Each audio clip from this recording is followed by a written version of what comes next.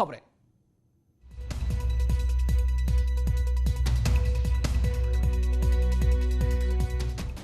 राम मंदिर निर्माण को लेकर विश्व हिंदू परिषद देश भर में व्यापक जनसंपर्क अभियान शुरू करने जा रहा है।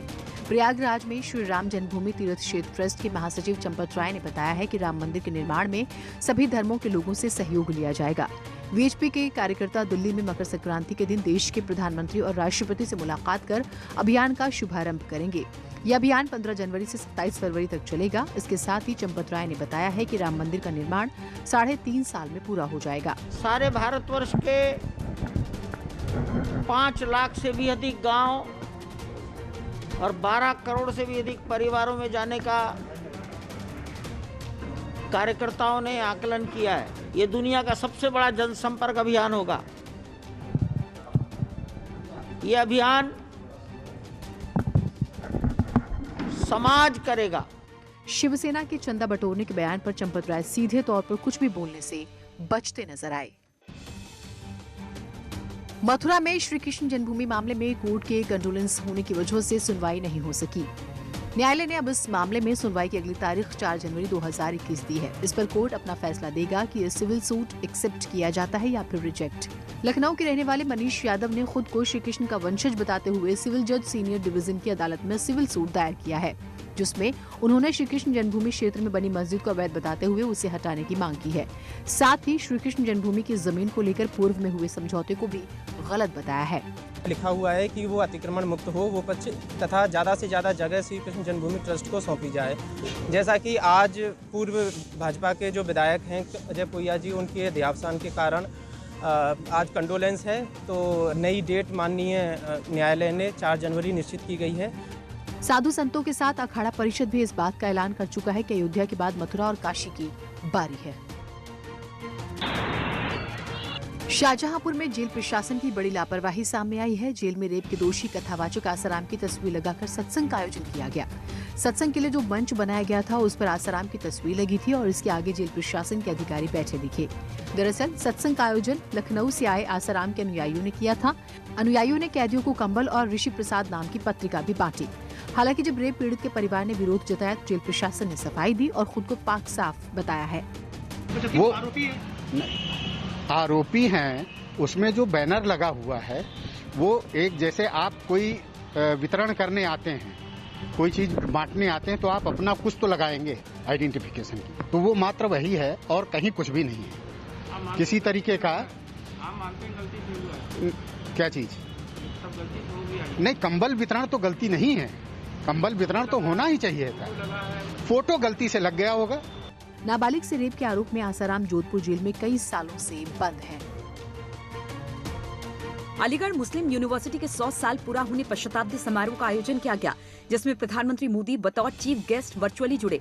उन्होंने शिक्षकों और छात्रों को मोदी मंत्र दिए। इस मौके पर उन्होंने एएमयू की जमकर तारीफ की। एएमयू से तालीम लेकर निकले सारे लोग भारत के सर्वश्रेष्ठ स्थानों पर और संस्थानों में नहीं बल्कि दुनिया के सैकड़ों देशों में छाए हुए हैं। प्रधानमंत्री मोदी ने कहा कि पिछले 100 सालों में अलीगढ़ मुस्लिम यूनिवर्सिटी में जो रिसर्च हुए हैं उससे एएमयू ने विदेशों में भारत की संस्कृति का प्रतिनिधित्व किया है। वो दुनिया में कहीं भी हो भारत की संस्कृति का प्रतिनिधित्व करते हैं। प्राउड अलीग्स, यही कहते हैं ना आप लोग। प्रधानमंत्री मोदी के संबोधन के दौरान छात्रों में काफी एक्साइटमेंट दिखा। 56 साल बाद ऐसा मौका आया जब कोई प्रधानमंत्री अलीगढ़ मुस्लिम यूनिवर्सिटी के किसी कार्यक्रम में शामिल हुए, जबकि इससे पहले 1964 में प्रधानमंत्री रहते हुए लाल बहादुर शास्त्री एएमयू के सालाना जलसे में शामिल हुए थे। प्रधानमंत्री ने कहा, एएमयू में एक भारत श्रेष्ठ भारत की झलक देखने को मिलती है, जिसे और मजबूत करना होगा। इसके लिए काम करना होगा। एएमयू से तालीम लेकर निकले सारे लोग भारत के सर्वश्रेष्ठ स्थानों पर और संस्थानों में नहीं बल्कि दुनिया के सैकड़ों देशों में छाए हुए हैं। मोदी ने कहा, एएमयू मिनी इंडिया की तरह है और एएमयू के छात्र पूरी दुनिया में छाए हुए हैं। उन्होंने कहा कि एएमयू ने हमेशा सामाजिक दायित्व निभाया। वो दुनिया में कहीं भी हो, भारत की संस्कृति का प्रतिनिधित्व करते हैं। प्राउड अलीग्स, यही कहते हैं ना आप लोग। प्रधानमंत्री ने कहा कि एएमयू के छात्र कर्तव्य का ध्यान रखकर प्रगति के पथ पर आगे बढ़े। प्रधानमंत्री मोदी ने छात्रों और शिक्षकों को संबोधित करते हुए कहा कि मजहब की वजह से कोई पीछे ना छूटे। देश आज उस मार्ग पर बढ़ रहा है जहां मजहब की वजह से कोई पीछे न छूटे, सभी को आगे बढ़ने के समान अवसर मिले, सभी अपने सपने पूरे करें। सबका साथ, सबका विकास, सबका विश्वास, ये मंत्र इसका मूल आधार है। उन्होंने कहा कि सबका साथ, सबका विकास और सबका विश्वास देश का मूल मंत्र है। आज देश भी उस मार्ग पर बढ़ रहा है जहां प्रत्येक नागरिक को बिना किसी भेदभाव देश में हो रहे विकास का लाभ मिले। अलीगढ़ मुस्लिम यूनिवर्सिटी के कैंपस में भी छात्र अपने मोबाइल पर प्रधानमंत्री का संबोधन सुनते दिखाई दिए। अलीगढ़ मुस्लिम यूनिवर्सिटी में प्रधानमंत्री के संबोधन के बाद वहां पढ़ने और रिसर्च करने वाले छात्र काफी खुश दिखाई दिए। छात्रों ने कहा है कि पीएम के आह्वान पर अब सभी को अपने मतभेद भुलाकर आगे बढ़ना चाहिए। इसी में यूनिवर्सिटी और देश की भलाई है। चीज़ों को भूलकर, उन नाराजगियों को भूलकर आगे बढ़ने की ज़रूरत है कि हम एक कम्युनिकेशन चैनल इस्टेब्लिश करें, आपस में बातचीत के ज़रिए से उन अपनी जो नाइत्तेफाकियाँ हैं उसको दूर करें और आगे बढ़ें। देश की तरक्की का जो एक प्रधानमंत्री जी ने आह्वान किया है कि देश की तरक्की में हर कोई साथ में मिलकर काम करे, उसके लिए हमें आपस की नाइत्तेफाकियाँ को दूर करना पड़ेगा।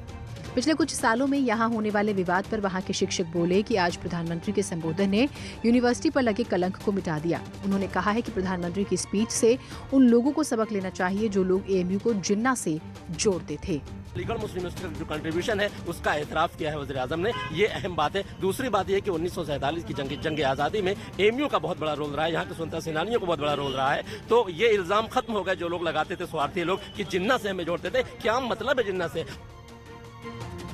कोरोना के संक्रमण की धीमी होती रफ्तार के बीच एक अच्छी खबर आ रही है। 28 दिसंबर को कोरोना वैक्सीन की पहली खेप दिल्ली पहुंच रही है। इसको लेकर तैयारी पूरी कर ली गई है। अस्पतालों में ट्रकों से लादकर बड़े डीप फ्रीजर पहुंचाए जाने लगे हैं। फिलहाल भारत में किसी भी फार्मा कंपनी की वैक्सीन की इमरजेंसी इस्तेमाल की मंजूरी नहीं दी गई है। दिल्ली सरकार के राजीव गांधी अस्पताल में 25 दिसंबर को बाकी डीप फ्रीजर भी पहुँच जाएंगे। कुल 90 डीप फ्रीजर यहाँ पर आए हैं। अभी फ्रीजर और बाकी उपकरणों को इंस्टॉल किया जा रहा है। केंद्रीय स्वास्थ्य मंत्री डॉक्टर हर्षवर्धन ने कहा था कि विशेषज्ञों के परामर्श के बाद हमने कोविड वैक्सीन के लिए 30 करोड़ लोगों को प्राथमिकता दी है। पहला 1 करोड़ जो हेल्थ वर्कर्स हैं प्राइवेट सेक्टर में भी या पब्लिक सेक्टर में भी।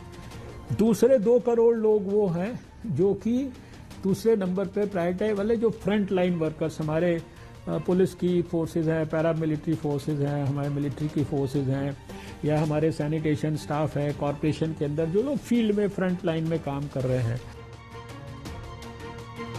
किसानों के आंदोलन की वजह से दिल्ली और उसके पड़ोसी राज्यों को करोड़ों का नुकसान हुआ है।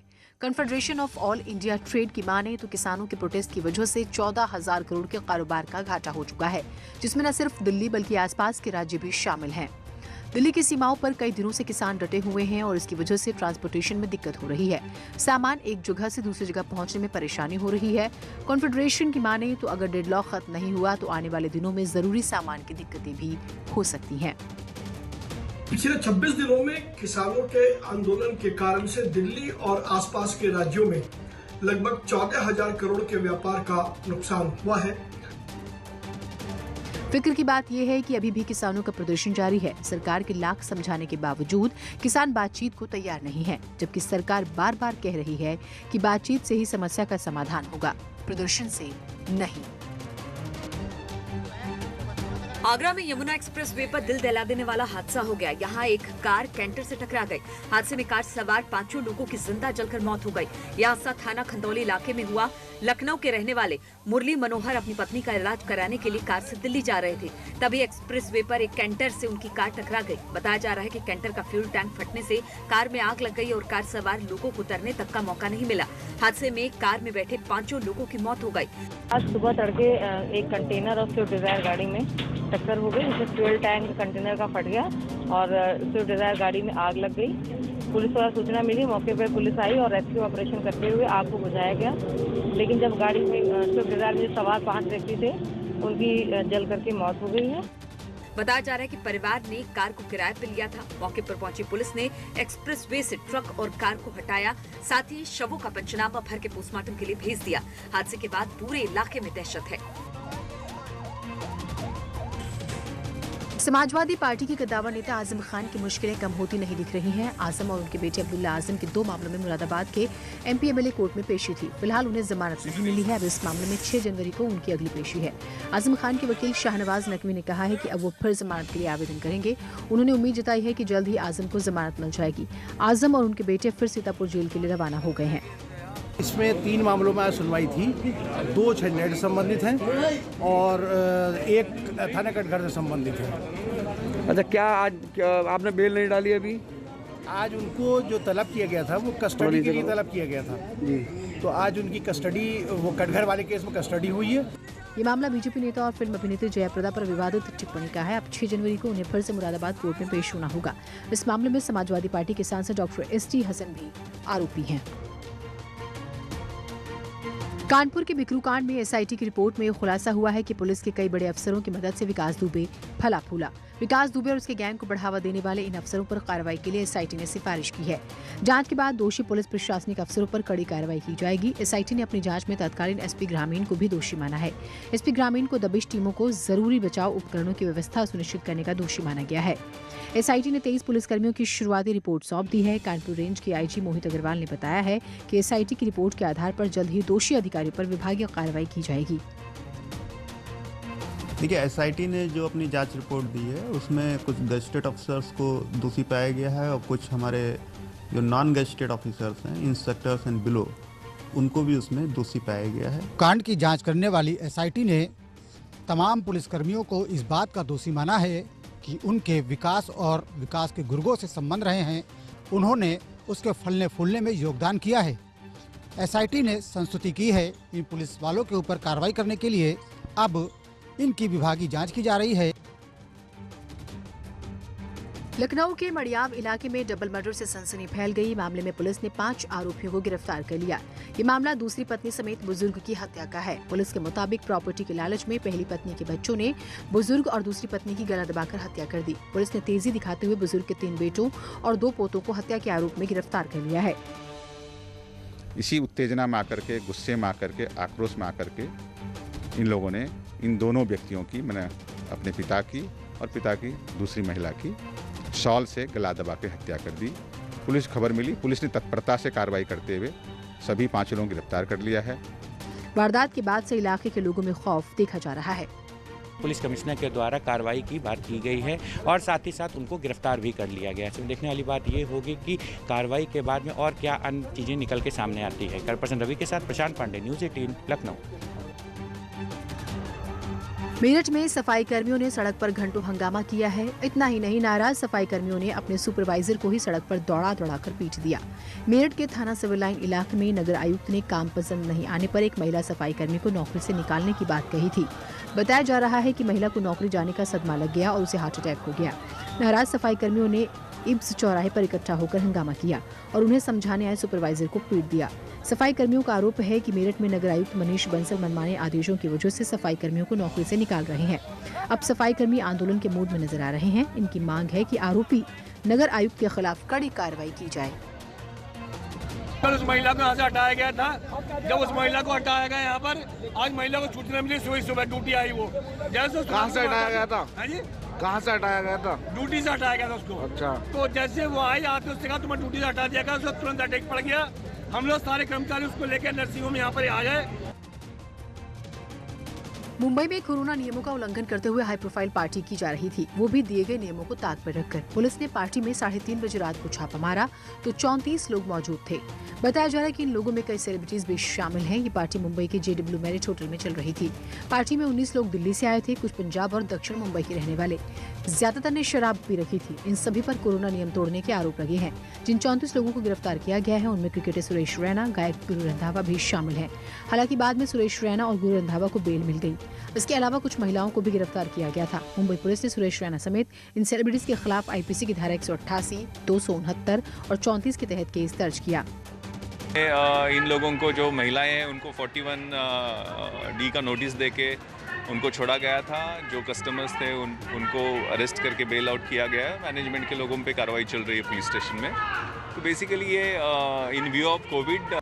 बड़ी बात यह है कि मुंबई में अभी भी लॉकडाउन के नियम जारी हैं, जिसके तहत रात में 11 बजे के बाद किसी भी तरह की पार्टी या सार्वजनिक आयोजन पर प्रतिबंध है। लौटते हैं कुछ ही पलों में और खबरों के साथ एक मिनट में।